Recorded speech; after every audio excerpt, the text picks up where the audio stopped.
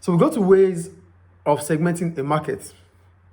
So since you have recognized that there's need for you to segment the market, you have to segment them based on different characteristics, which are what we call the ways of segmenting the market. So one, you can think about segmenting the market based on social economic group. Here we're talking about the income groups. Income groups can be defined by grouping people's jobs according to how much they are paid. For example, managers are usually paid more than office workers. Office employees are usually paid more than production workers. Unemployed people will obviously be the lowest income group.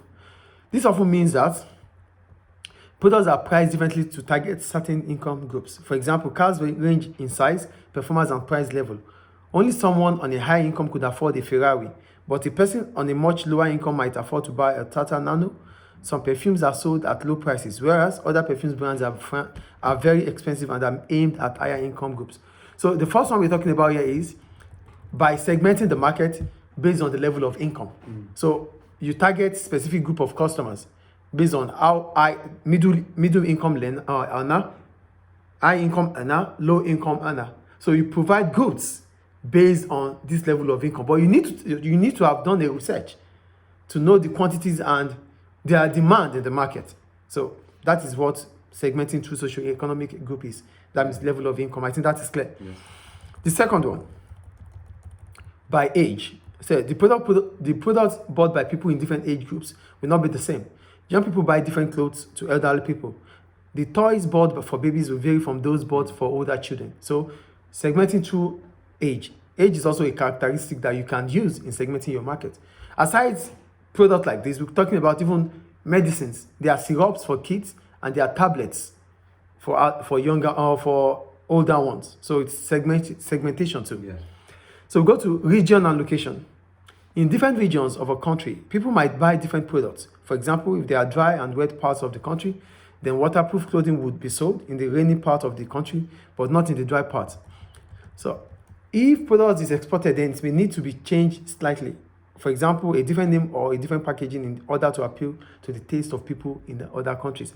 So when you are segmenting based on region or location, you're going to think about how wet or dry the region is. You get how wet or dry the region is. So if it is a wet region, then you need to produce goods that are waterproof. If it's a dry region, you don't need to do that. Because if you do, nobody's going to buy. Goods are likely to get spoiled because of unfavorable condition that the packaging is going to go with. So that is about region and location. Then the next segmentation is through gender. Some products are bought only by women or only by men. So for example, a shaving razor would normally be bought by a man, whereas a perfume would normally be bought by a woman. So you have to understand the kind of product and you segment it according to the gender. Products that women will buy, females will buy, products that male will buy. By use of the products. So you're talking about how they consume the product. For example, cars can be used by consumers for domestic use or for business use.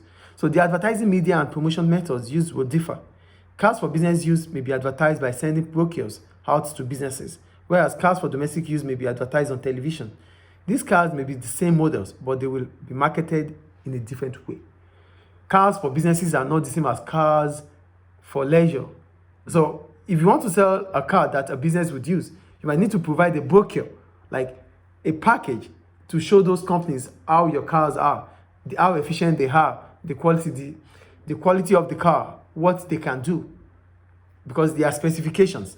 So these are for businesses like tractors and even vans. I won't just buy a van. I should buy a car, a saloon car. I won't buy a van because I don't deliver anything.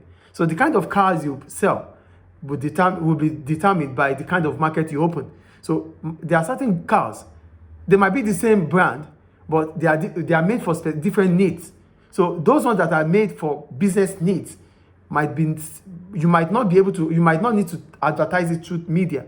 You might only need to take brochures, pamphlets to those companies to see the kind of products you have. But if it's just basically for use, domestic use, it can be done on television because everyone would watch. Businesses would not watch TV. Yes. They want to see what you do. They want to see how your product will enhance their output. So it's not going to be, that cannot be demonstrated on TV. Yes. Do you get the point there? Yeah. So that's the point about the use of products.